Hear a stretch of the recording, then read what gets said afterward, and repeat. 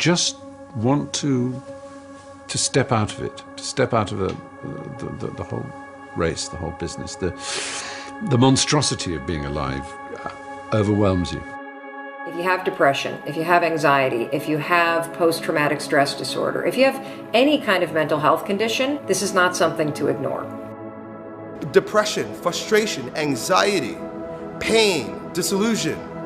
It's just a natural part of the process of becoming a stronger version of yourself. The thing that keeps one living is a sense of future, that there will be a tomorrow, and tomorrow I've got to do this, and then the day after I've got to do that. Get started. And I'm going to tell you right now, it won't be easy. It will be hard because life is hard. That's what life is. With depression, one of the most important things you could realize is that you're not alone. I've been places and someone has said, well, you lost an arm and a leg, so you had a right to be depressed. And I stopped them. I was like, depression is real. No matter what you're going through right now doesn't mean that it's not going to end. I think too often we think about the stresses that we're dealt with right now, and we think that there's no light at the end of the tunnel. All that you can see is darkness, and everything that you try to do just kicks you right back in the face, and you just can't seem to get yourself up. You don't even have to go through something traumatic. Some are caused by something traumatic. Some can be a chemical imbalance in the brain. There is light at the end of the tunnel. Life is hard. Life is challenging. There are ups and downs. And these challenges that you face, they're going to do their best to take you down. Do not let them. Of course you have to work. Of course you have to show up. Your team needs you. Life needs you. Your family needs you. Life is for the living. Depression is not only normal, it's essential, and be grateful for it because it allows you to reorder yourself at a higher level. I speak what's on my heart.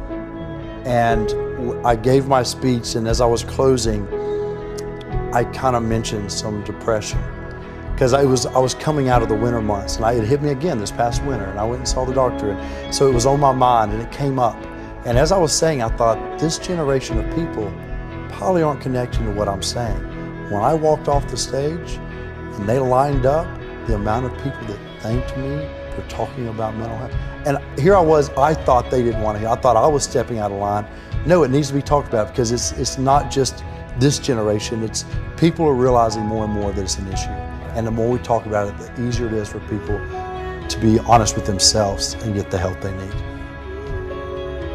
Line up those problems and confront them, face them, fight them. Do not let them bring you down. Do not personally identify with your depression. See it as you see winter, and winter always leads to spring and summer again. See it as you see nighttime. Nighttime becomes daytime again. Hold on to that fundamental quality of faith. And on the other side of your pain is something good. Suicide is a permanent solution to a temporary problem. No matter what you're going through right now doesn't mean that it's not going to end. Stand up, dig in, let those challenges raise you up, let them elevate you, let their demands and their trials make you stronger. Adversity you face today turn you into a better person tomorrow. You are worth more than diamonds. All the diamonds in the world, you are so precious. Every single one of your hearts, you can do something. Life is not always good. Life is always not rosy. But life is worth living. There's one thing that if you did every single day, it would make an extraordinary difference in whatever mental health issue you're struggling with, and that is exercise. And the reason you've got to exercise every day is because what we know about human beings is that when you physically move, your physiology changes, and that changes your brain. Take the time to rest. Because just what if that resting is the key to world-class producing? Get outside and exercise every single day as if your life depends upon it, because you know what? It does. Your brain needs it, your body needs it, your mental health needs it.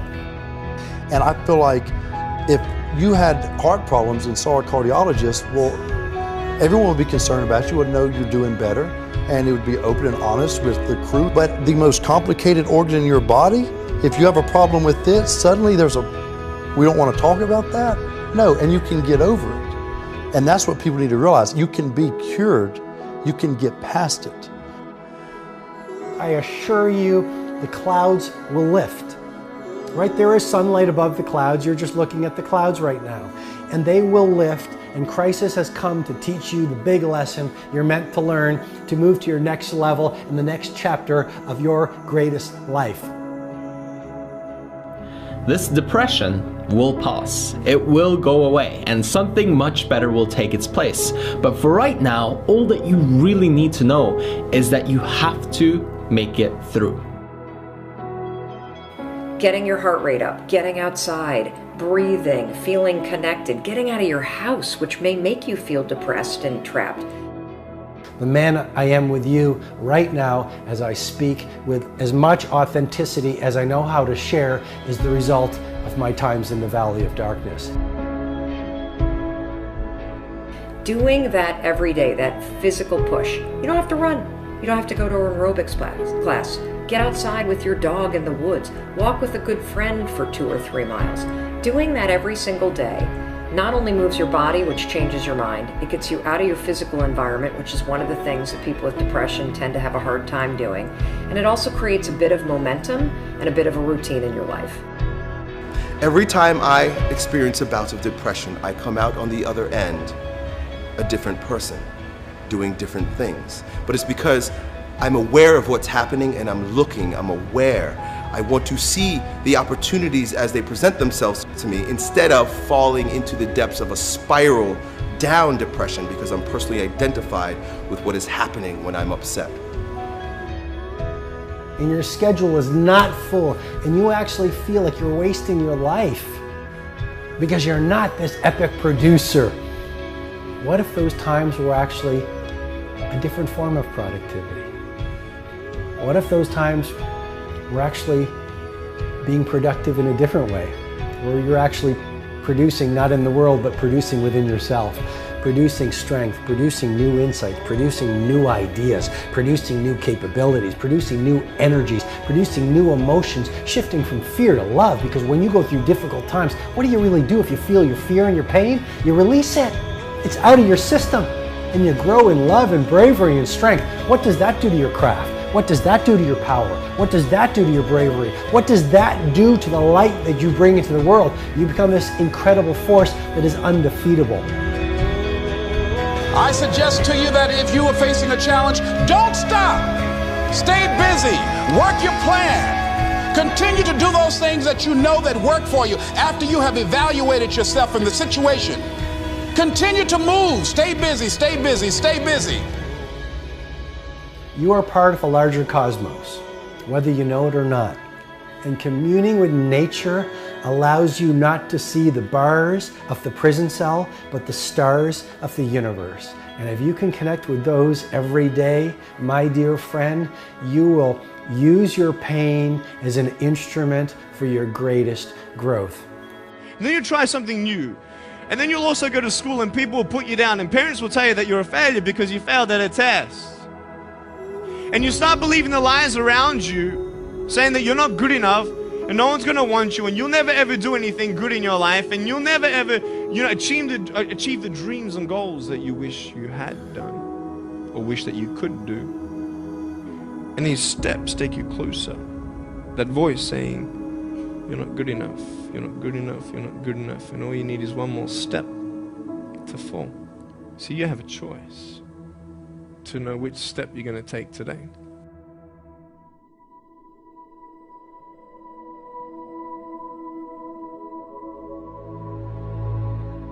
What will sometimes haunt my dreams still is just like a general feeling of morose anxiety.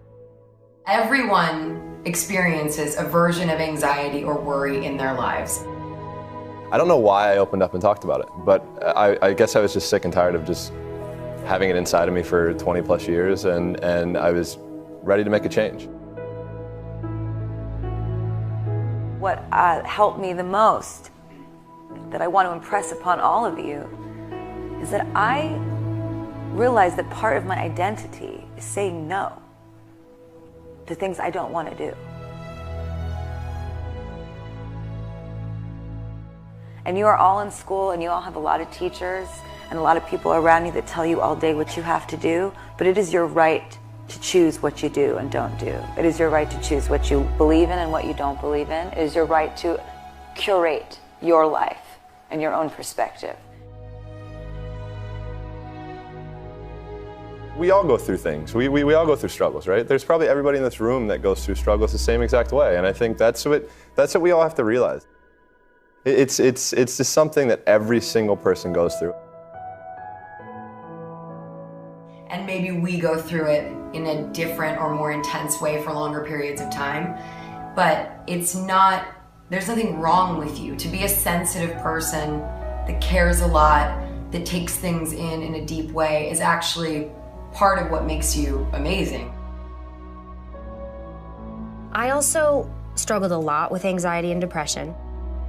If you start to feel like you are twisting things around you, and you start to feel like there is no sunlight around you, and you are paralyzed with fear, here's how you can help yourself. First, you have to understand what anxiety is, and you have to understand the connection between worry, which is something we all do, and self-doubt, which is something we all do, and anxiety. Anxiety is what happens when your habit of worrying spirals out of control. It's important for you to foundationally understand that anxiety and worry are the same thing. It's just that your body starts to get agitated, and that's when we call worrying anxiety. Your heart races. You might sweat a little bit. You might feel tightening in your chest. You might feel a pit in your stomach. You have a surge of cortisol. You can actually beat it.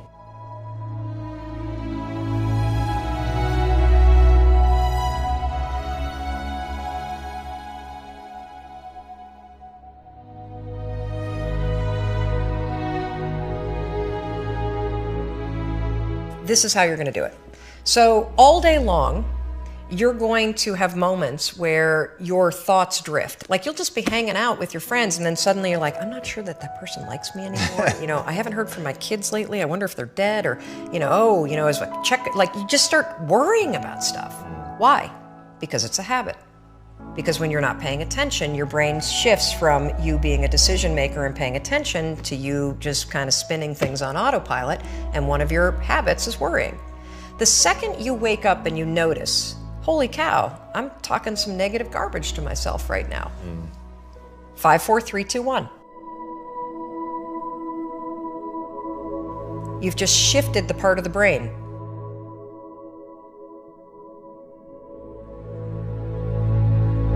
You've shifted from the basal ganglia, which is where your habit loops are spinning, and you've awakened your prefrontal cortex. You've also interrupted that pattern. Now what you're going to do, because your mind is actually ready to receive a different thought because of the counting, now you can put in an anchor thought. Like, if you have a mantra, if you've got a vision about the way that your business is going to turn out in 5 years, if you just have a thought that makes you really happy and proud, insert that. Now, why does this work? It works because of the counting. And I'm not kidding. We know, based on research, that positive thinking alone, not effective. In some instances, trying to force yourself to think positive can actually make the worries worse. Why? Well, the reason why is because it's really hard to just change the channel. What we have to do first is basically interrupt it and turn off the TV, and then turn it back on with the prefrontal cortex awakened. So the counting is essential. And so you can start using this today.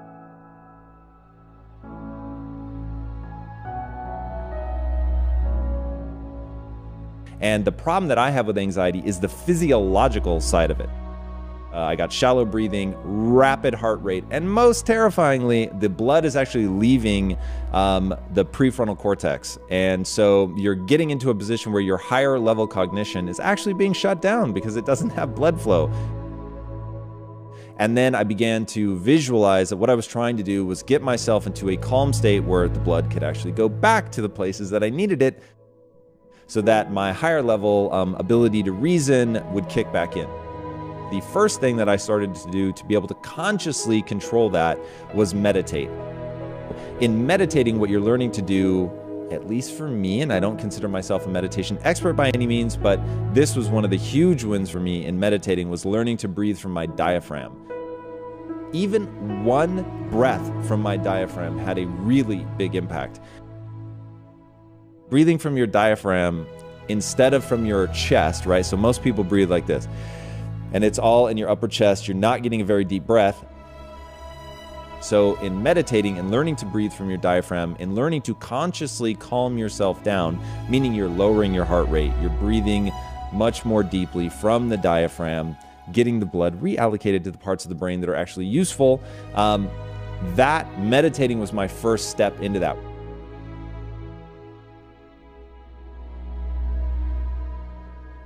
When there are really hard times, there are so many tools that you can use to help yourself in those times, and it does get better and easier as life goes on and you start to get to know yourself more and what will trigger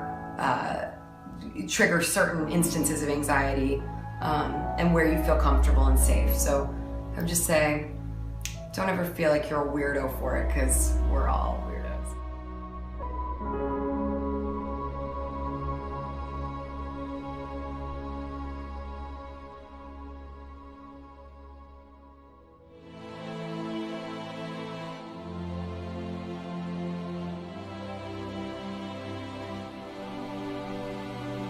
In 1973, a young man wrote a letter to American author E.B. White.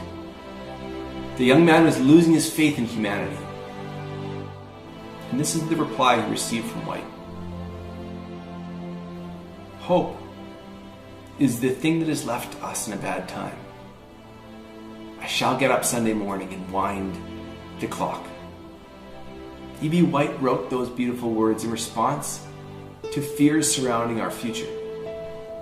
As long as there is hope, get up and wind the clock. At times it doesn't matter the view, does it? You may be looking in the mirror at your own life. You may be looking out the window at what's happening around you. The future becomes bleak, days full of fear.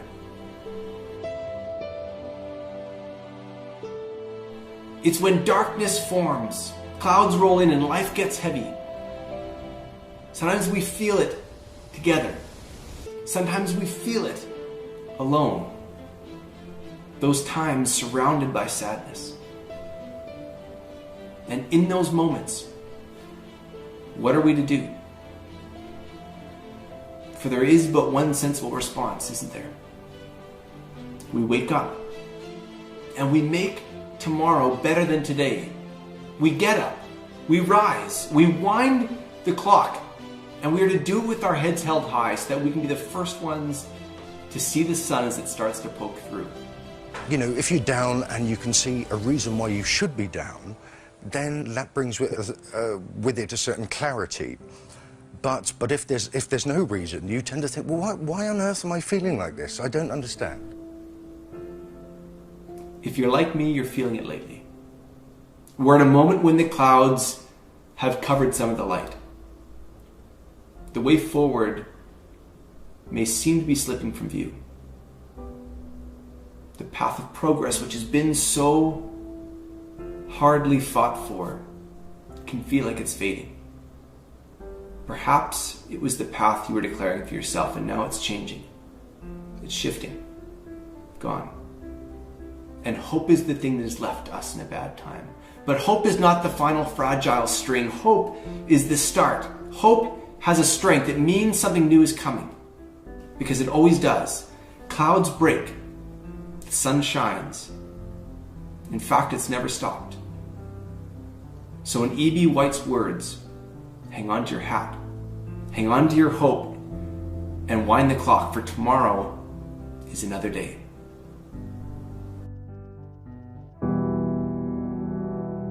I want you to know that no matter where you are in life, no matter how low you have sunk, no matter how bleak your situation, this is not the end.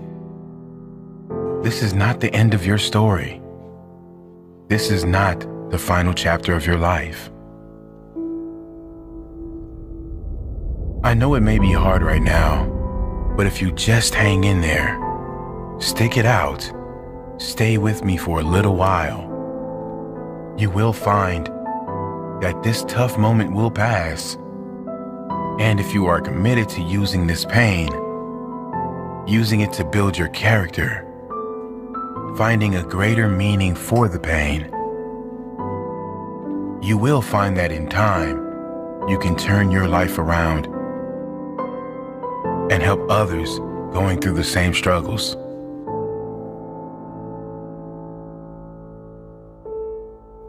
The world right now is in the middle of a mental health crisis. It's estimated almost half the population suffers from depression at some stage throughout their life.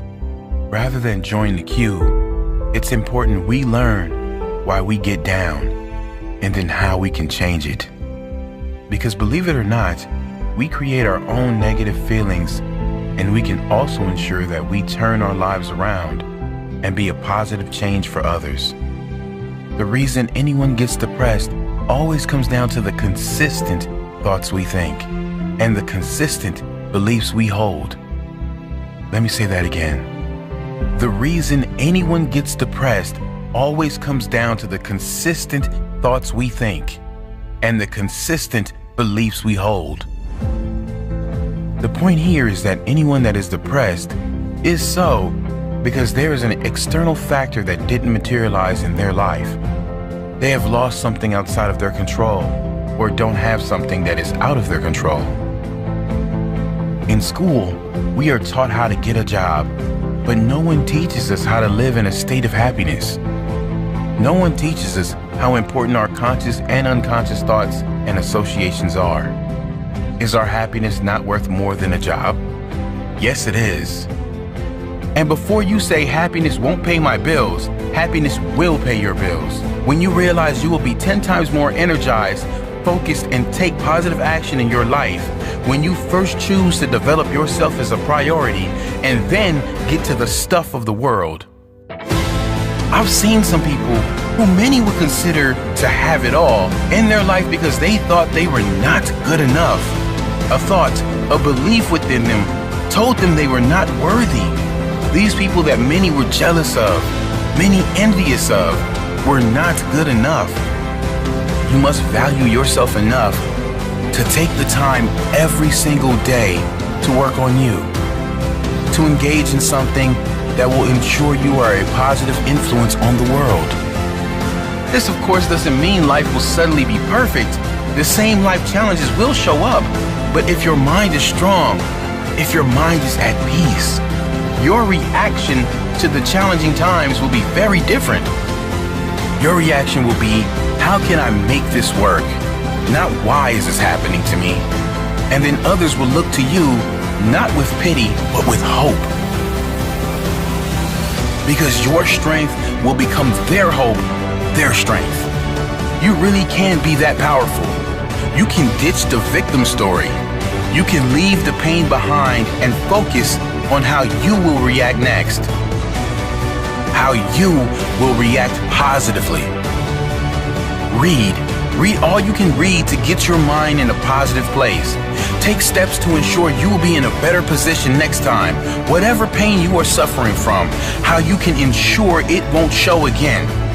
Take little steps and soon you will be at the top of the staircase. Don't give up. You are worthy. You are more than worthy. You deserve to experience how great life can be, and you owe it to the world to be that positive change for others, to inspire others who will look to you and say, he did it, she did it, and I can do it too.